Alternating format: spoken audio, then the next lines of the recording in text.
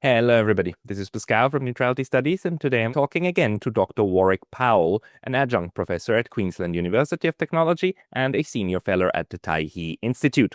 We want to discuss a bit what's happening between Australia and China, and in a second part, we will also focus on Japan a little bit. So, Warwick, welcome back. Great to be back with you. Glad having you. And I've learned that I really must suppress the urge to pronounce the second W in your name.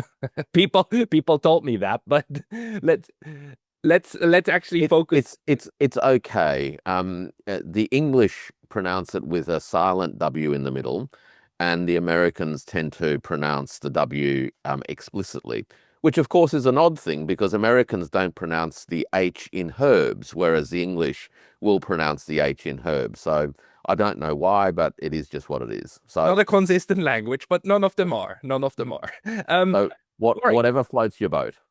Warwick, about Australia. Your prime minister currently recently went to China, and there's just like really like new signs to me, like handshakes and happy faces and talk about a friendship and good relationship, and that really surprised me because Australia so far has been one of the spearheads of the Western alliance against China. Can you update us on what's happening there? Look, as you say, the Australian Prime Minister Anthony Albanese recently completed a 6-day diplomatic trip to China where he visited 3 cities, Shanghai, Beijing, and Chengdu. Each of these cities hosts an Australian government presence. So Australia has a consulate in Shanghai and in Chengdu, and of course, the embassy in Beijing. So it was, from an Australian point of view, I think, a very good thing for the Prime Minister to visit each of the cities where there is a permanent physical representation. Of course, in visiting these 3 cities, he also, I think, sought to accomplish a few other things along the way. And this is part of the the combination of symbolic significance in diplomatic languages, where often actions speak louder than words, but also it created opportunities for him to deepen a series of relationships between Australia and China. So the depth of the relationship and the breadth was demonstrated by both the time that he spent in China and also by the fact that he visited a diverse number of places and undertook a diverse range of activities. There were meetings with senior business figures. There was, of course, curated meetings with government officials and a number of out on the streets moments. Now, all of that is carefully planned, as you and I both know, to ensure that there are, not only security questions when state leaders are out and about, but importantly also that they send the correct messages and there aren't any unintended diplomatic snafus along the way that could trip up the purposes of these trips. So on that score, the trip delivered, I think, some very important results. Symbolically, it demonstrated that Australia sought to have good working relations with China.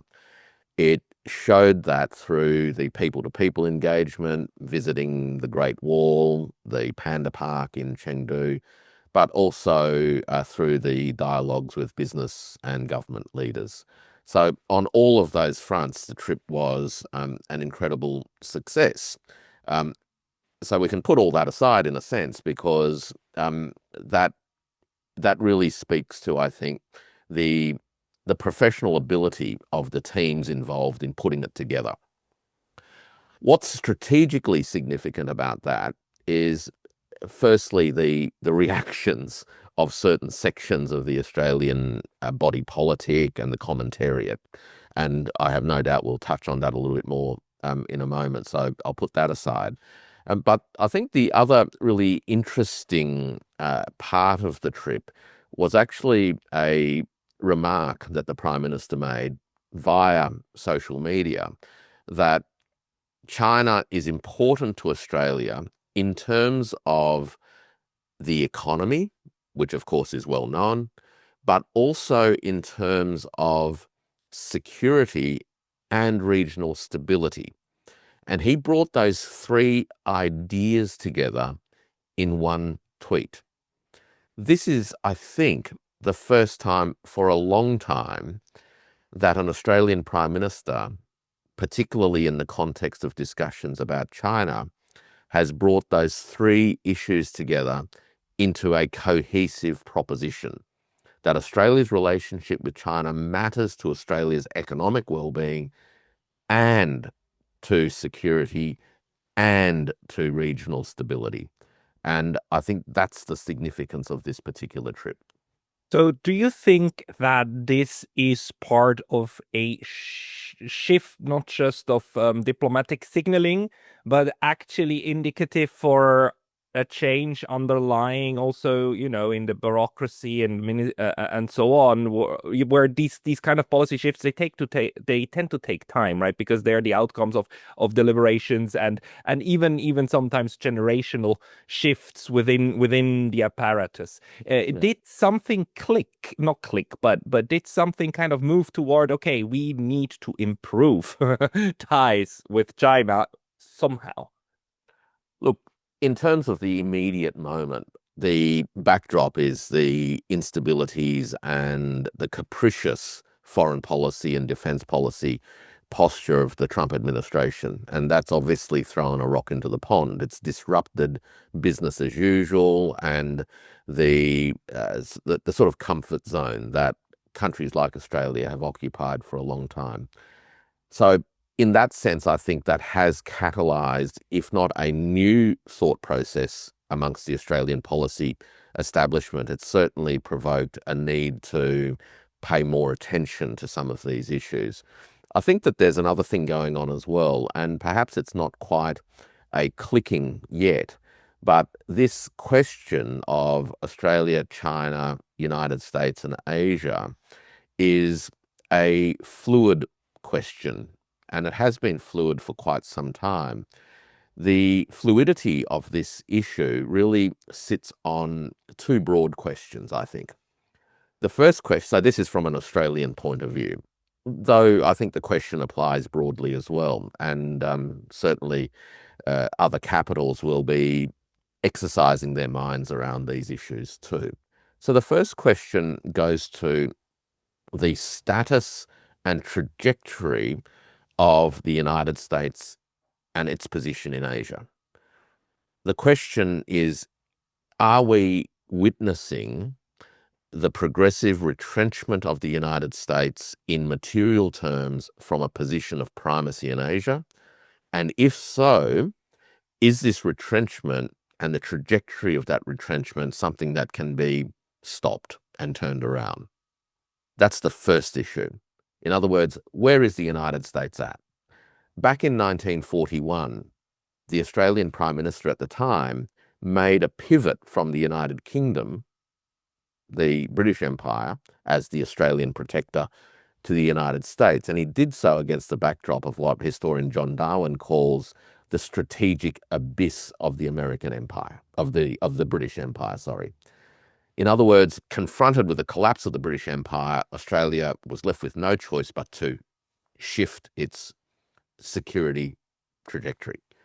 So are we witnessing a 21st version of what was the British Empire's strategic abyss unfolding before our eyes today?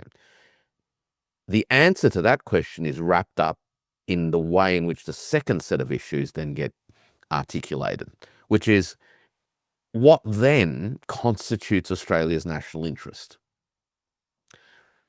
For 50, 60, maybe 70 years, and if we push back into the period of the British Empire days, Australia's general position was as a sub-imperial power. It intuitively and institutionally understood its interests to be 100% consistent with the interests of the superior empire under whose umbrella it sat. Therefore, what was good for the British Empire or what was good for the United States was good for Australia.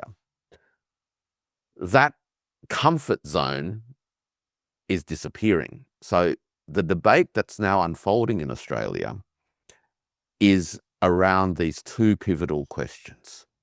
And the Prime Minister's utterances, bringing those three ideas together in a single tweet, I don't think necessarily signals a fundamental shift in direction, but it does signal a recognition that there is a need to test the waters about how this issue is going to unfold and be addressed across the diversity of the Australian political landscape. Yeah, that makes very much sense. And don't get me wrong. I mean, these tweets and so on can also be the outcome of just trying to flatter a little bit at the end of a trip and so on and so forth. But it is indicative that it is not these belligerent tunes that we are used to hear. So if there is indeed a bit more of a nuanced discussion going on, then do you think it goes hand in hand also with this assessment of the actual geostrategic position of Australia? Because as you said, for the longest time, Australia looked at itself as the most remote part of the Commonwealth, right? So the empire on which the sun never sets, and very proudly so. Then, of course, as a strategic ally of the United States. But geostrategically, Australia is the tail end, or situated at the tail end of Southeast Asia. And in what sense should Australia be under a greater threat than, let's say, Indonesia or Malaysia from the forces to the north, the east, or the west? How do you think is this discussion also of military security now shaping up in Canberra? Look, there are different schools of thought, as I think you'd expect. There are clearly schools of thought which views China as a significant threat to Australia, and that has been drummed up over the last 8 or 9 years. The China threat proposition has loomed large and has dominated much of the thinking, and certainly created most of the noise in the public sphere. But it's not the only voice, and we do have a number of other perspectives that are intervening in the Australian national public policy debate. And it is intervening against the context of those two issues that I touched on. So many of these issues ultimately hang on one's assessment of the status of the American empire today and anticipated status going forward in Asia. So depending on your view of that, you will have a particular view on what will happen and how Australia may or may not be positioned in that. The second question is a normative one, right? Which is, regardless of your view or your assessment of the state of reality, what should it be and what ought you do? So we have scholars like Hugh White, who has been on your program before, who I think represents the extreme position, and I don't mean that in a radical sense, but on a spectrum sense, that the American empire is over. American primacy in Asia is a thing of the past, and Australia needs to get its head around a post-America future and figure out how it lives with China as the principal power in the region. That's the Hugh White position. There are other positions along the spectrum, including recent ones articulated by a former senior official from the Department of Foreign Affairs, Peter Varghese. Varghese penned an opinion piece that was published a week or so ago, in effect saying that Australia needs to recognise that the United States is no longer the single preeminent power in Asia, and that it is necessary to recalibrate its position. Varghese is not quite of the Hugh White position in terms of we're just going to have to learn to live with this. But nonetheless, the shift in Varghese's view, or at least my assessment that he's shifted a position, is significant because only 2 years ago, Varghese was one of the most articulate proselytizers of Australia's role as a sub-imperial power, as a beneficiary and defender of the rules-based order anchored by American primacy in the region. So there has been a shift in light of realities. Of course, unsurprisingly, there's been pushback from other quarters, which revolves around either an assessment of America's position, though increasingly, Pascal, there are fewer analysts and scholars who would argue that American primacy continues to exist. Right? That shift in assessment of the state of reality is important, because once you accept the proposition that American primacy is a thing of the past, you then have to confront other problems, which is, well, should Australia then work with the United States to somehow slow down the slide, or to create a new stasis in the region where the United States can play the role of a balancing power? Or should Australia work with the United States to try to contain China and boost the relative power of the United States into the future and reclaim something that looks like primacy? And of course, the language today that is used to describe that latter view talks about things like peace through strength, balance of power, where power and the balance is in, quote, our favor. And that's the Elbridge-Colby view of the world, right? And so when that kind of perspective is brought to the table, what they're really saying is that we, the Western powers generally, the United States and Australia, need to figure out a way of reclaiming a position of relative primacy in Asia. So this debate is unfolding now in Australia in a more intense way than it was apparent, say, 6 or 7 years ago, when the China threat crowd dominated the public space. Okay, so there is a clear shift in the discussion, but also maybe in the recognition of what is still possible or desirable.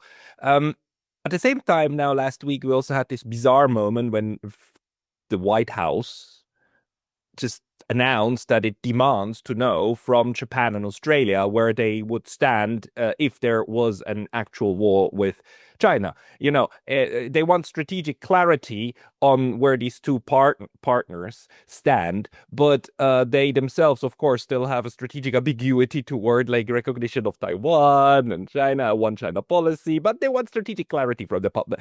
And this is bizarre, not just because it puts both of these countries in an awkward position, and it creates this kind of, oh, hey, who are you exactly to ask this question moment, but it also kind of it just puts a weird spin on what is happening, as if though the US is now demanding military commitments.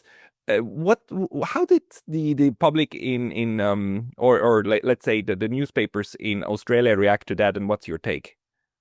Look, unsurprisingly, the reactions were split, and split along the lines of the sort of major camps of thought. But I think the first thing to remember about that particular intervention was that it was published in the Financial Times on the Saturday when Prime Minister Albanese landed in Shanghai. And my suspicion is that the timing and the leaking of that demand was not a coincidence. It was leaked to coincide with the visit to China in the hopes of putting a spanner in the works to disrupt the smooth running of the diplomatic trip right from the get-go, to put the Prime Minister into a position where he would have to answer awkward questions. I think that was the political hope, if you will. Now, I think the Prime Minister handled that issue, particularly whilst he was in China, in a particularly adept way, in that he did what I think seasoned politicians do, and that is to go back to script, because scripts give certainty without necessarily giving too much else away. And his response was simply that Australia doesn't support the unilateral change to the status quo, and that Australia will not entertain discussions about hypotheticals.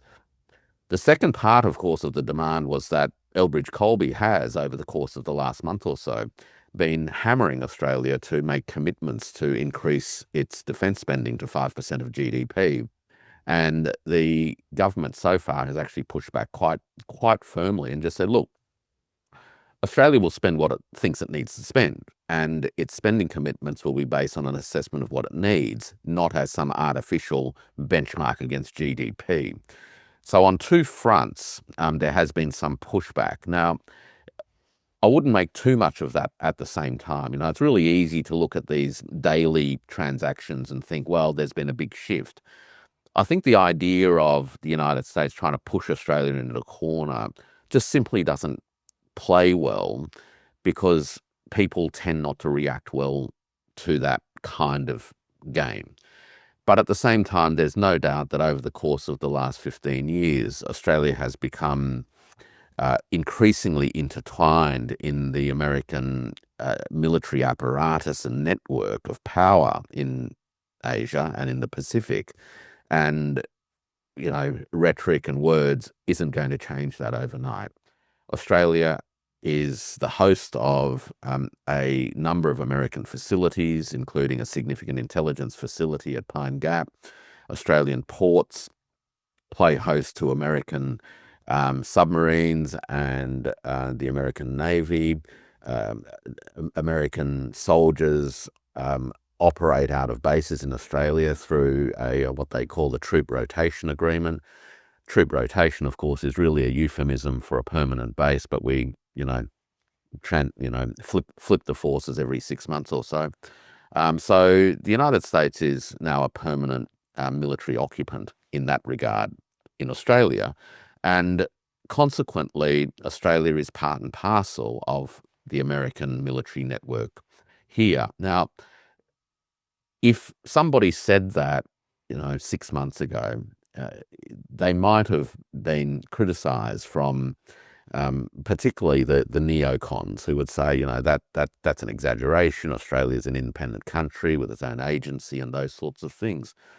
But only a week ago, one of Australia's most strident China hawks, Michael Pezzullo, published a piece where he said Australia plays host to American physical infrastructure and American troops. Australia is part of the American power projection network, and frankly, we just have to accept that. If there's a war in Asia, the only way that Australia can avoid being accused of being a belligerent is if we kicked out the Americans, and that's outrageous as a concept. And in fact, because of all of that, Australia really should be part of joint war plans with the Americans. So the cat's been let out of the bag. Yeah. That's just ridiculous. It's like okay, being dragged into a war, being pushed into a war out of the lack of other options. Wow.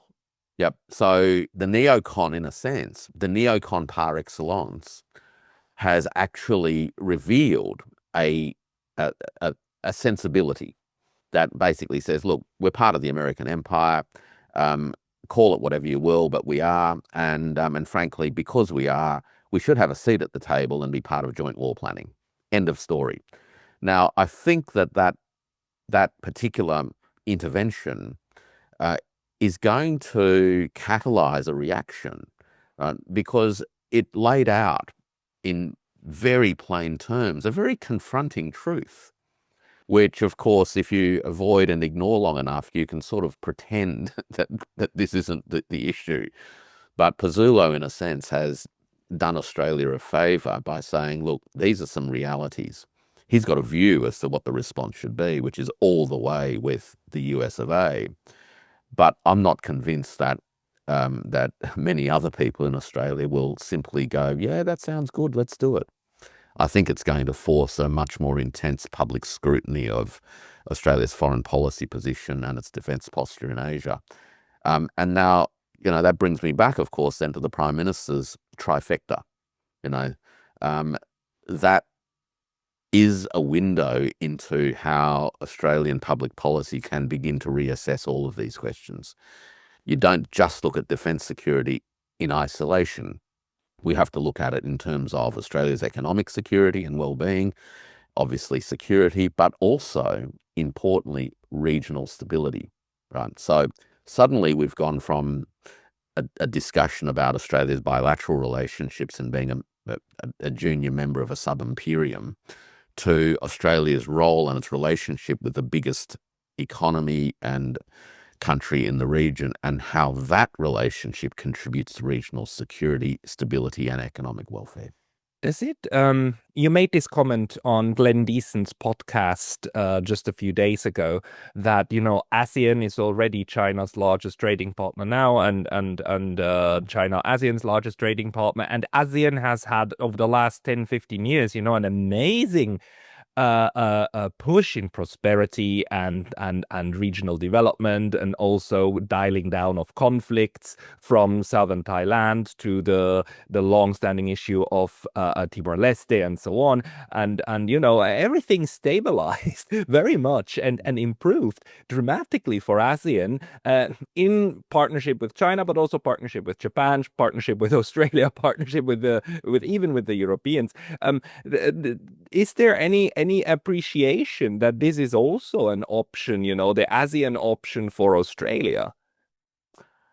Look, Australia does have an explicit policy objective, which is to deepen its engagement with ASEAN, particularly economically. Now, this has been, in a sense, part and parcel of Australia's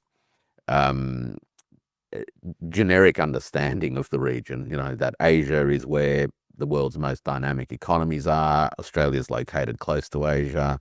There's a lot of upsides for Australia to be deeply engaged, etc., etc. Now, turning that ambition into rubber on the road has always been something of a challenge and remains a big challenge. Australia's trade relationships with China is intense. It's 30% basically of Australia's trade. But Australia's interactions economically with ASEAN remains very, very thin on the ground. But there is a strategic ambition to try to intensify that. I think ASEAN is an unsung hero, and many people outside of the region find it difficult to get their heads around an organization that doesn't sort of jump on the front page of the newspapers every day, lecturing somebody or another, or trying to wield a big stick over one of its members because somebody doesn't like what a member's doing. And yet it has been instrumental in actually delivering on those three issues, right? On economic well-being for its members, on economic and national security concerns for its members, by stabilizing the environment in the context of, the spirit of Bandung, really, that sense of neutrality, enemy of none, friends to all. And of course, it's delivered, by and large, an institutional grounding for regional stability. So ASEAN is an underestimated organization that brings together a very particular kind of energy in the region that has made significant strides, I think, towards the realization of those objectives. And it has done that, as you say, not by turning its back on others, but by actually opening its doors to others. And it doesn't close its doors on anybody.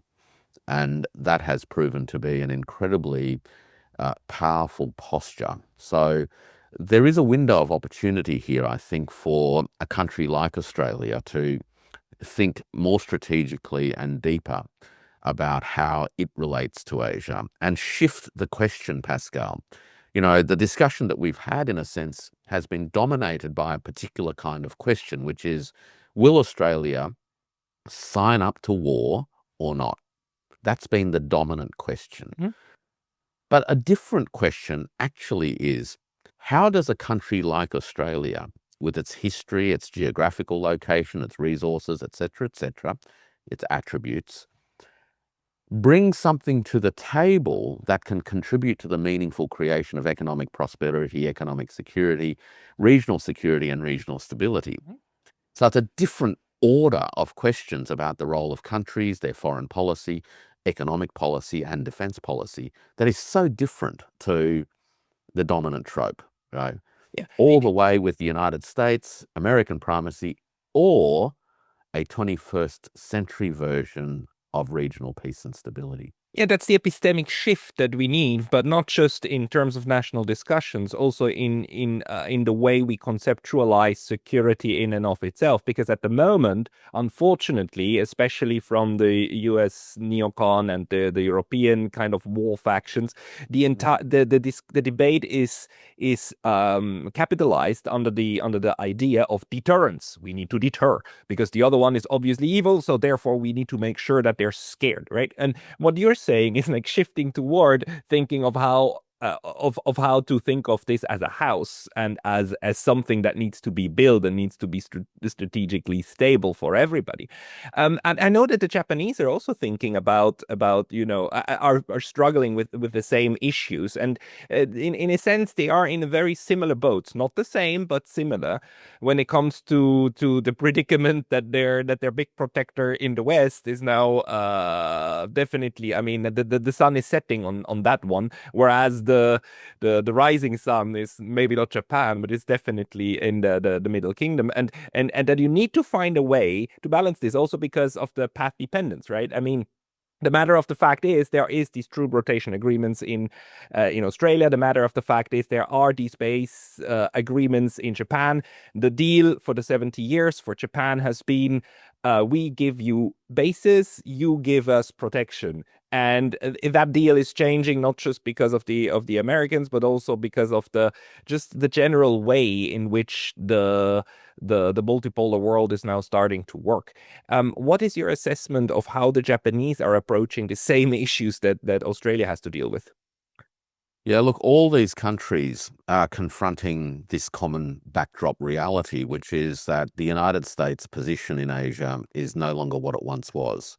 And so the assumptions of the past don't hold going forward, particularly the assumptions that the United States military is going to either be there for you on day one or be there as a backstop on day five. That shift, I think, is causing strategic thinkers around the region, well, at sometimes, no doubt, some nightmares, because it's always easy when everything's predictable. But at the same time, it's causing them to reflect more deeply, I think, on their own nation's security, their own nation's national interest. As I mentioned earlier, Australia, I think, is having precisely this kind of debate, even if it's not explicit yet. And the situation in Japan seems to be um, a Japanese, in a Japanese context, engaging with exactly the same two problems.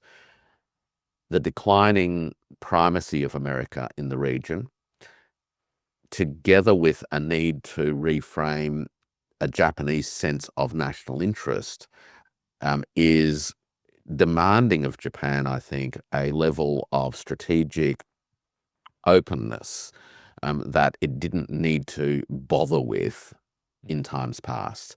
Now, that openness can go in many, many directions because there are many forces that are seeking to fill this sort of policy void or this strategic conceptual void, whether it's the hardcore nationalists or whether it's the constitutional defenders or whoever, right? So these moments, I think, are destabilizing in the short term because the old certainties have basically faded away.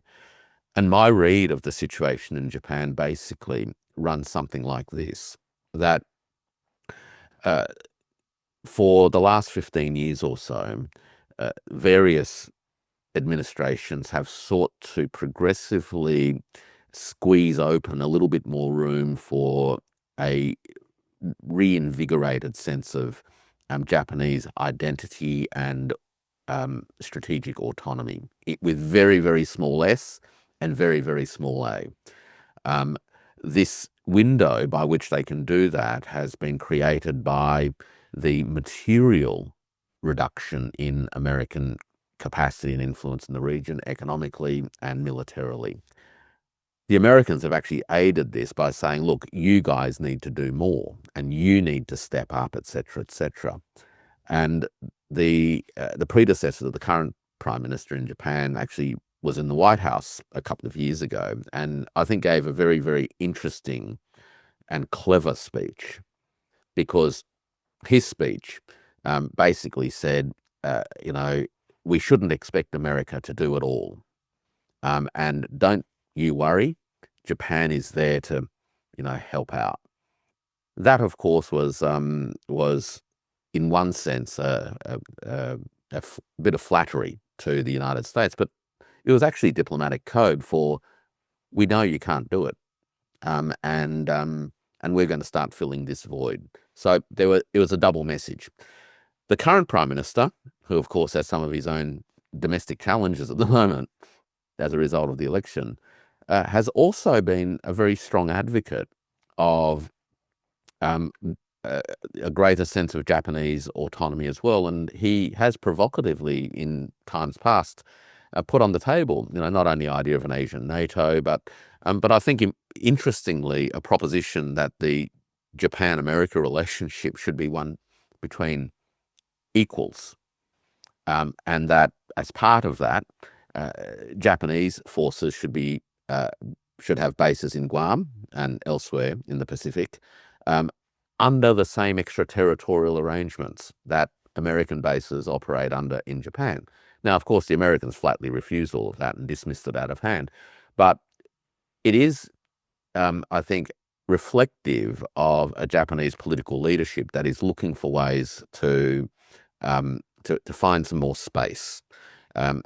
There's, of course, domestic pressures, nationalism, and those sorts of things, which also give some impetus to this. But it just seems to me, observing from the outside, that there is a quiet discussion going on in Tokyo that America perhaps isn't really not going to be quite as dependable a bulwark as it might have been in the past going forward.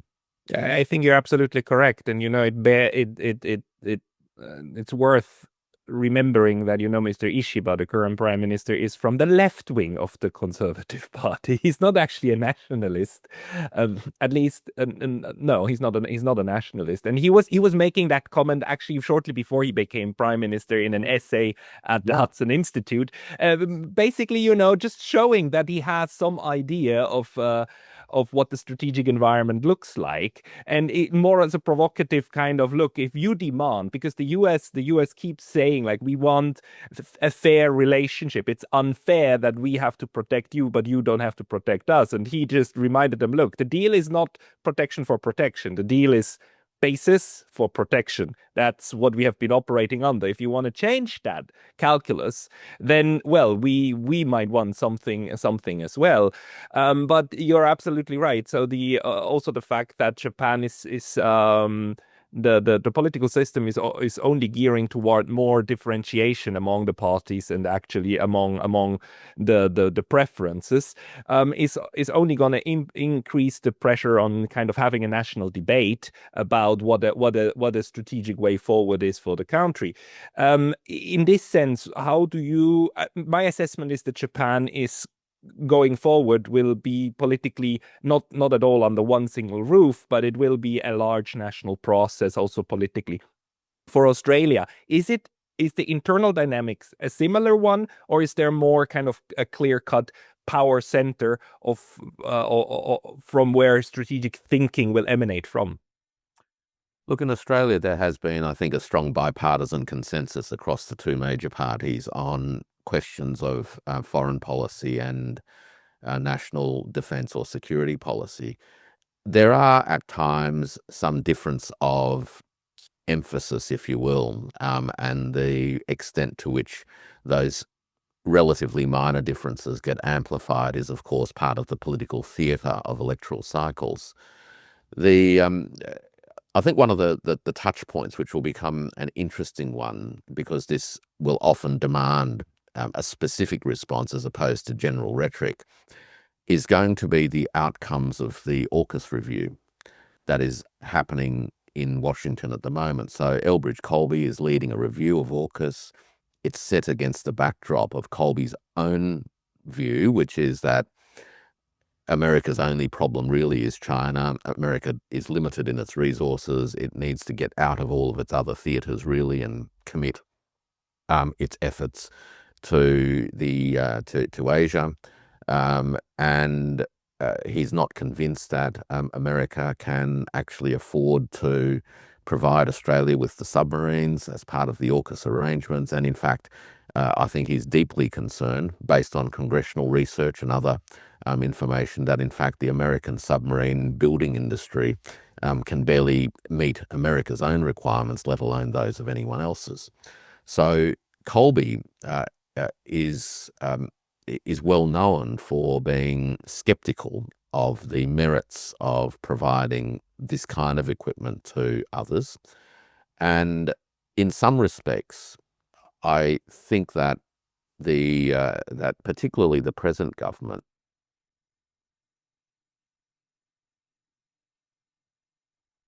if the Colby Review delivered an outcome that kind of forced Australia's hand to walk away from the submarines. Now, I say that because the current government is officially committed to AUKUS. It made those commitments prior to the election before the most recent one.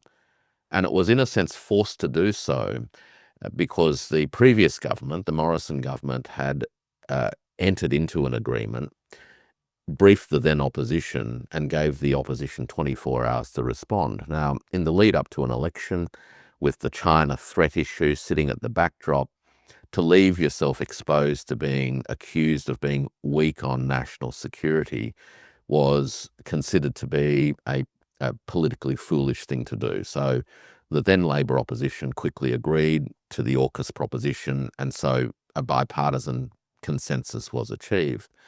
But I'm not convinced that the present government accepts that one, AUKUS will get delivered. But number two, I think at a certain level, there is a recognition that there are substantial risks. And those risks were actually highlighted by comments from a former Australian Treasurer and ambassador to Washington and current defence industry lobbyist, Joe Hockey, when he commented in the context of news of this Colby Review that from Australia's point of view, AUKUS and the submarines is the only show in town, and in fact there is no plan B.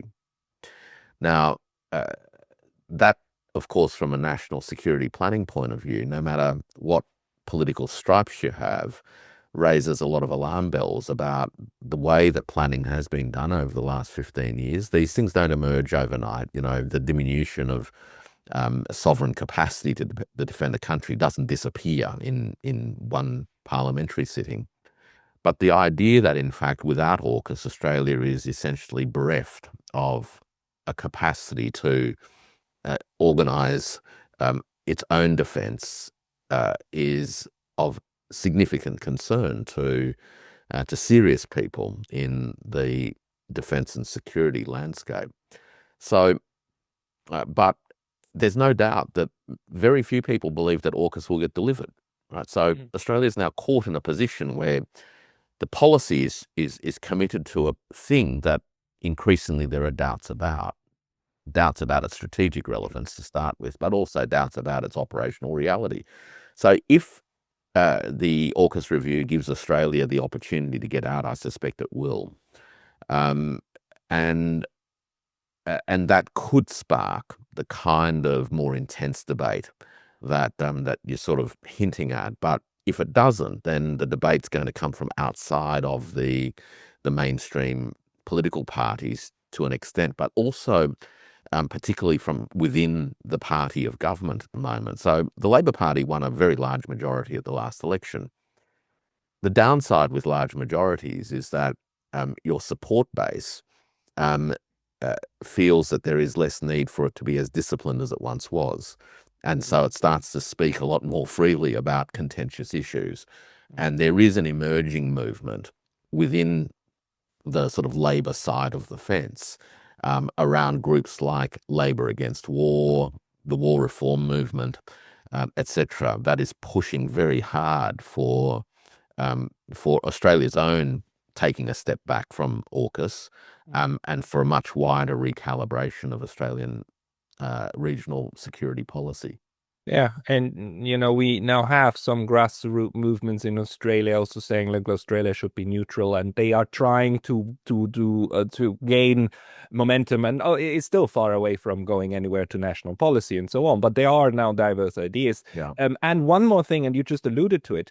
I think this is relatively new, not just that we have an appreciation for the increased capacity of China, industrial, militarily, economically, and so on. I mean, that one has been there. But the last 3 years of war in and about Ukraine, Russia, Ukraine, and NATO's engagement in it has kind of shown for the first time that there are real, hard, undeniable industrial limits to the United States of what it can produce, because we thought so far the military industrial complex was this overwhelming thing, and as soon as you put in an order it will be promptly fulfilled, right? And the US can make anything it chooses, especially well, this military things, but we now learn this is not true. Yeah. And for Japan, maybe a little bit less because they already decided to try to create more capacity indigenously, although they're still very much dependent also, especially on missile batteries and so on. But for Australia too, AUKUS and so and these infrastructure projects, is this also going to add now pressure to diversify away from this monolith that we thought had infinite capacity? Well, I think this is one of the pivotal issues. This assumption that somehow you place an order and whatever it is that you order will arrive at some point in the not too distant future. I think that that sense of confidence in delivery systems is over. I think that there's another set of issues too, particularly in terms of military capability, and that is that the conflicts in Ukraine and also the situation in Gaza has demonstrated that assumptions about the overwhelming combat effectiveness of Western military technologies, that assumption is also proved to be unfounded. The idea of Wunderwaffe being able to somehow overwhelm an adversary, particularly a substantial peer adversary, that assumption I think is seriously in doubt. Well, from my own perspective, my analysis is that you might as well throw that assumption in the bin. Not only that, we've seen that the major platforms of American force projection globally, which is the United States Navy, have been found wanting, and we see that in the situation in the Red Sea, where for some months it's sought to, in effect, quell the Houthis in Yemen, and failed. And a ceasefire was ultimately agreed to as the United States Navy, its battle cruisers and its significant naval projection had to retreat out of the region. Now, all of that has been watched very, very closely by people around the world. And when you come to Asia, where much of the terrain is actually maritime, the extent to which America's naval projection can deliver that sense of overwhelming military capability, it's just not there anymore, and that's got to, shape people quite substantially. It's a very it will cause, I think, some deep anxieties in the collective West, because all of their assumptions have literally been exposed. So not only do we have, I think, limitations in productive capacity to replace and replenish what's being used, we actually know that the hardware itself and the technical capabilities are nowhere near as superior as one had assumed them to be. And this is a long-term issue, right? You cannot just rebuild industrial capacity overnight, especially if the problem is that you kind of forgot how to do certain things. I mean, let's not forget, like Nippon Steel bought US Steel because Nippon Steel is just better at producing this stuff and has the capacity to maybe help US Steel to get back on its feet. But that will take time, right? And that's the level at where we are at when it comes to industrial capacity. Look, if you look at even something as basic as 155 millimeter shells, the United States confronted the reality over the last 3 years of limited supplies and it's sought to crank up its productive capacity. It hasn't met any of its targets, but it's also realized that the only way it could even increase existing production capability was to bring a whole bunch of people out of retirement. So there is a human skill question here, knowledge, skill, know-how, experience. But I also think that there's fundamentally an industrial design problem, which is a productive capability issue. And of course, there's a supply chain issue. Let's not forget that many of the inputs that the military-industrial complex actually depend upon are inputs that come from countries like China. And, a report by Pentagon consultants, Gavini, estimated that the American industrial complex, military-industrial complex, actually relied upon a supply network of over 10,000 Chinese enterprises for inputs. If you looked at the aircraft carrier, they're looking at about 6,000 different suppliers from non-American sources that actually make it possible for the United States to build and maintain, to the extent that it can, an aircraft carrier. These are very, very deep-seated problems. And on top of that, I think we actually have a combat capability issue too. And whilst it's not my area of expertise, it seems that things like hypersonic delivery capabilities and the ability or lack thereof to defend it against them is something that's currently not within the reach of the collective West, whereas Russia, China, Iran, and others have proven hypersonic delivery capabilities now, and that really has, I think, reshaped the relative balance of power. So when people like Elbridge Colby talk about peace through strength and having a balance of power in our favor, well, it's a long, long way away. Yeah, no, it is. It's just since we are now in the in the issue of industry and so on. Like, let me also ask you about something that we briefly touched upon before I started the recording, which is this most recent announcement that Japan now has a trade agreement with the United States, but that it is a weird form of agreement that includes a direct investment for a direct investment component to it, while then lowering tariffs. I mean, completely artificially inflated tariffs that were used as a bargaining chip by the US or leverage to kind of squeeze Japan and squeezing others as well, right? Squeezing Australia as well, as you pointed out when we talked previously. The US has a trade surplus with Australia, but still slapped it with 10% tariffs. Anyhow, it's like, okay, because everybody gets tariffs.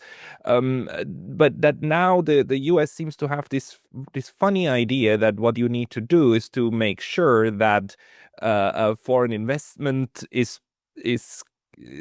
somehow props up the US economy, which is not necessarily capability propping up. But can you maybe speak to that a bit? Yeah, look, there are some interesting features of these sorts of agreements that the United States is seeking to enter into. Each of them, in a sense, turns on their own detail because they relate to industry structure. Trade's a funny thing because many people focus on the trade activity itself, but from my own perspective, I tend to look at trade really as a symptom of productive capability and its distribution. You can't trade what you don't produce. So this really is a question of productive capability and its distribution geographically.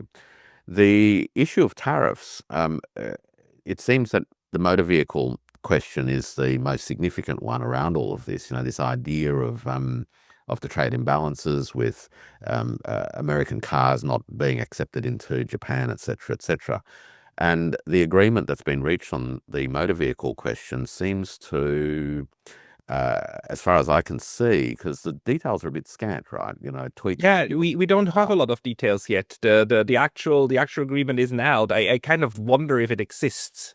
Well, I've seen skerricks of reports which suggest that there is a reciprocal tariff of 15% on motor vehicles going both directions, that the United States will not be imposing any quota on Japanese-made motor vehicles into the United States market, whereas it has done that for some other counterparties, which means that, America will continue to import Japanese cars, but American buyers will ultimately have to, pay somewhere between an extra 1% and 15%.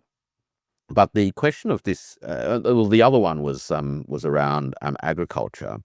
There has been some discussion on the rice question, and some reports suggest, though again, there's no confirmation of this, that Japan will open up its market on rice to American rice, but there will be no special treatment per se for American rice. But again, some of those details are sort of reported on the edges without any sort of solid confirmation. The interesting one is this investment question, right? So there has been an obsession from the White House as part of all of these announcements that somehow it's secured commitments from, all and sundry that they will invest in America. So remember the visits of President Trump to the Gulf states, where he came back with trillions of dollars worth of investment commitments. And the check. And the check, right? But when you actually understand the flows of capital in the relationship between trade flows and then capital flows, you actually realize that what we're talking about is what Japanese firms and the government would need to do with any US dollars that's accumulated through trade. And it's got to do something with them. Yeah, because they sell Japanese cars in the US market for US dollars. They even largely produce them over there and then sell them in US dollars, and then you end up with a cash pile of US dollars. So you have US dollars, and once you accumulate US dollars, decisions get made about what you do with that.